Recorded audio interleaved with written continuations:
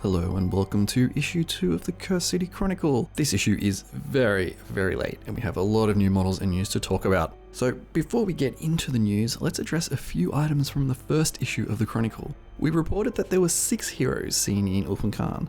It turns out this was incorrect and there are 8, as pointed out by one of our readers. So far we only have clear reports of 2, one of which we will look at later in this issue, as well as a handful of rumours of other heroes entering this fair city. We also reported that some of the 4 figures on the old map of Ulfenkarn may well be the heroes mentioned. As it turns out, this was an oversight by one of our research goblins who became overly excited after a midnight jaunt during a full moon. After an extensive investigation and discussion with a scholar of the Cursed City's past, it is highly likely that the 4 pictured on the map are prominent figures of Ulfenkarn from days past. Of course, as we all know, the rumours of them being warped by time and promises of power are purely that, rumours. So we will not speculate any further on this story unless new discoveries come to hand.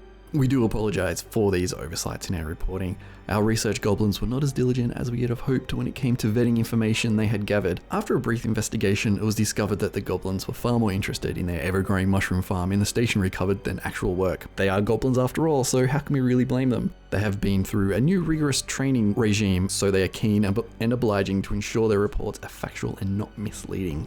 In this issue of the Cursed City Chronicle, we'll be putting the spotlight on a few different characters that you may run into in the city. First off, we have the short piece on Captain Halgrim and the Death Rattle Ulfenwatch.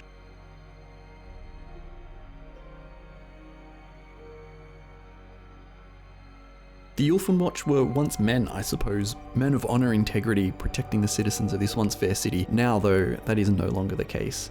They are the bringers of fear and horror, carcasses of bone and rotting flesh, roaming the streets day and night, mercilessly cutting down anyone who draws near them. They do this without hesitation or second thought. They are now the Death Rattle Ulfenwatch, enforcing the twisted laws and administering unspeakable judgment on those who disobey them. They are led by the once noble watch captain Alexander Halgrim, once noble, and we say once noble, as reports have come to light that in recent times he has sought out the gift of the Soul Black Curse. In order for him to obtain this so-called gift, he rebelled against the city's ruling elite, but he was quickly named traitor and his fellow officers threw him into the sewers and left to die. Gorslav the Gatekeeper, who we reported on previously, may or may not have had a hand in returning the former watch captain to his position of power and responsibility. And it was in fact the former watch captain. News reports of the time did correctly report that he had died in the sewers, eaten by the large corpse rats that rule the underground, so his return to the Ulfenwatch is far from a natural turn of events. The Chronicle advises anyone who comes across the Death Rattle Ulfenwatch to keep their eye to the ground and hurry past them as quick as possible. While they may look to be unmoving, like the rotted corpses they are quick to react to any threat. It should be noted that their notion of threat is quite warped to different to you or I. The models themselves have a ton of detail. I've talked about this briefly in a video when the models were first shown off on the Warhammer community website, and I really like them. I mean, I say that a lot about pretty much every model, but there's something about these models. I get the impression of a wind-swept street. You have Halgrim's tattered cloaks fluttering in the wind, his hair, I think it's his hair, fluttering in the same direction. You just get this idea of him standing there in absolute silence in the starkness of this cursed city. And there's no flesh on him at all. It's just bone and armor. And I really do like the base too. It's kind of cool. We also have 2 other models shown off. I don't know if there's going to be any more, but we have like a spearman. Again, the same idea of the wind sweeping through. And then the bannerman with the banner that's all torn up. And, you know, I love banner, so pretty happy about that. And yeah, the shields are really decrepit. The fabric's all torn up. I love it. They're missing bits and pieces of armor. It's really nice. One thing that does annoy me though is the banner skeleton. The wind direction is going the other way. Yeah, that kind of does annoy me. I think that it would be better if that model was actually mirrored the other direction, so all the fabrics are fluttering in the direction as the other 2 models. So, you know, a little bit of a weird design oversight, but the model itself separately, really nice. So I'm actually keen to get one of these ones. The skeleton models that Games Workshop have been releasing lately have been really good, and the last set were I can't remember what they're called, but they were from Warhammer Underworlds, and those skeleton models were amazing. And it does give me hope that we will get a new set of the skeleton infantry at some point. I hope so. That would be really nice.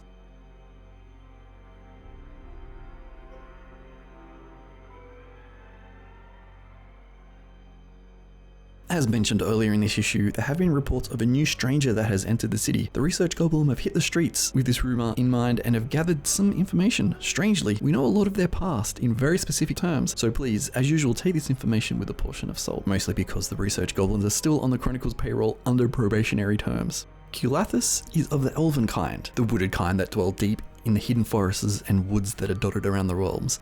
Specifically, this archer is from an old wooded region known as the Yangala Weld in the realm of Gyron. She is out for vengeance after her home was dealt a bloody blow by the undead, vampires in fact, which leads credence to her being in this one great city. Reports also hint at a great powerful weapon, her bow and quiver fashioned from an ancient tree of the Sylvaneth, a fabled tree nulled by time and magics known only as the Oak of Ages Past.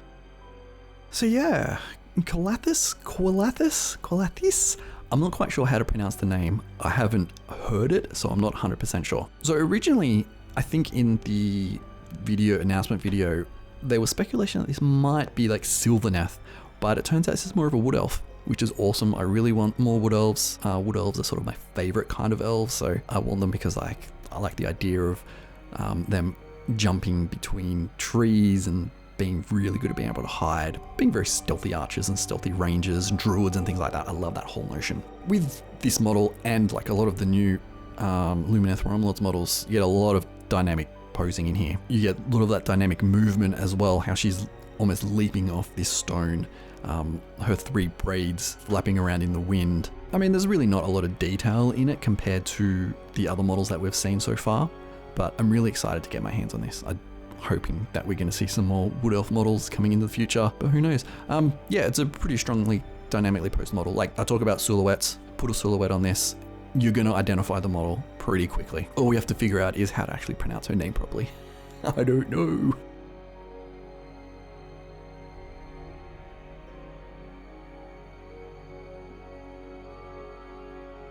Reports of an increase of diseased and rabies-infected vermin of all kinds roaming the streets and alleys around the Barrow-mark have come to us in recent days. Many eyewitnesses have also told our reporters that a shadowy figure being followed by the vermin. We don't have confirmation yet, but the rumors are suggesting that is none other than Torgilius the Chamberlain. For those who don't know this figure of Ulfenkarn, he was once part of the powerful Pact Mortalis, but through his lot in with the vampires that now rule the city. We must add allegedly at this point, as the allegations, if false, put this reputable publication in danger, and if true, well, you could imagine the dangers we are all in if the vampires truly rule the city. According to the reports, the vermin, be it rat, plague-infested dogs, cats or bats, are his eyes and ears on the streets of the city, so be wary if you see them lurking nearby.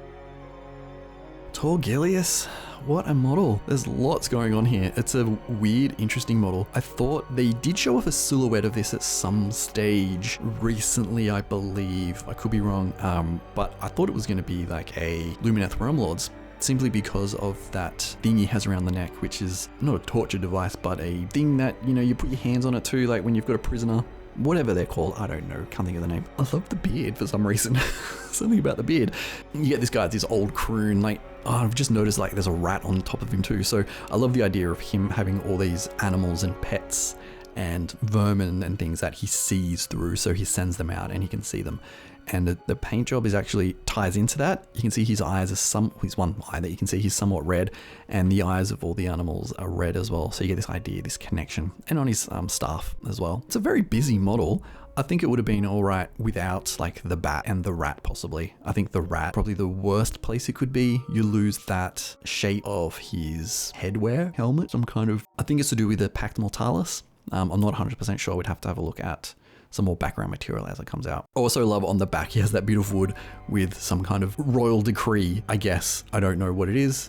I'm sure in the lore that's somewhat important, but I actually do like that kind of detail, and I'm hoping that it's somewhat separate to the model itself, that you can actually use it on other models. I think that'd be really cool. Yeah, I mean, I'm not a fan of the animals. The crow is okay, but that weird dog cat thing at the bottom, I don't know, maybe it's the angle because I was looking directly at the camera. I'm not 100% sure. There you go, Torgilius. I think it's a really cool model.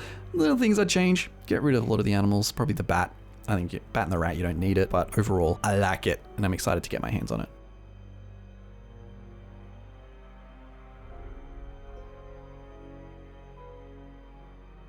In our ongoing series on the landmarks of Ulfenkhan, we can now talk about the Barrow Mark. This is a new location that has revealed itself to you, dear reader. As we say with all destinations in this city, stay well away. This corrupted hall of learning is now the domain of Torgilius, and only a realm of nightmare and horrors will be found there. But if you do happen to be near there and see the diseased vermin scurrying about looking at you, it is already too late to run. The Chamberlain is already well aware of your presence and will soon be no more than a fresh subject for his experiments. I hope you have enjoyed issue 2 of the Cursed City Chronicle. If you have, please consider subscribing to this channel for more news from the city. Also leave a comment below and hit that like button. As always, thank you for watching, and I will speak to you in the next issue.